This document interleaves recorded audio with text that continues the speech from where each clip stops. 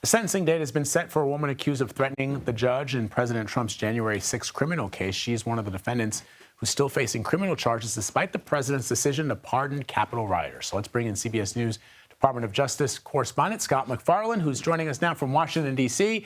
So bring us up to speed, Scott. Who is Abigail Jo Shry? I hope I'm saying her name right. You got it, Vlad. This case is one of a kind, unlike any other. After these pardons cleared the records and emptied prisons of nearly 1,600 Capitol rioters, this case stands alone.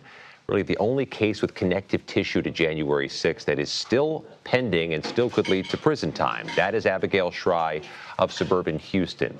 She was charged in August 2023 of sending a racist, vulgar, and violent threat at the judge handling Donald Trump's January 6th criminal case, Judge Tanya Chutkin. She would eventually, in 2024, plead guilty, and there's been some delays in that case, but it is still pending.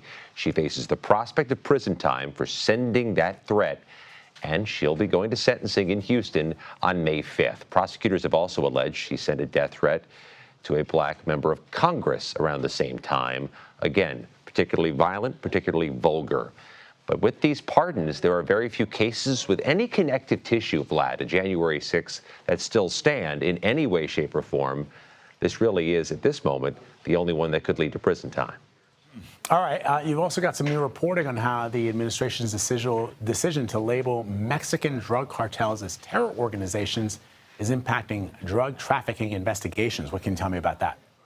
In an interview with CBS News, the acting director of the DEA, the Drug Enforcement Agency, which is there to battle this international drug trafficking plague that's been hitting America, supports this designation of Mexican drug cartels as terror organizations, foreign terror organizations. And he says it is fair to equate the Mexican drug cartels with ISIS, with Osama bin Laden, that doing so also will help marshal more resources and more attention to the problem. And he is deflecting some of the criticism he's been getting, Vlad, that this designation of Mexican cartels as foreign terrorists could really hamper the relationship between the U.S. and Mexico, could dry up some of the sources the DEA has on the ground in Mexico, could make them less inclined to participate, and could hamper investigations. Really, it is a pressing issue for the DEA over the coming months, and the administration would argue, Vlad, a pretty pressing issue for those who've been victimized by fentanyl trafficking in America.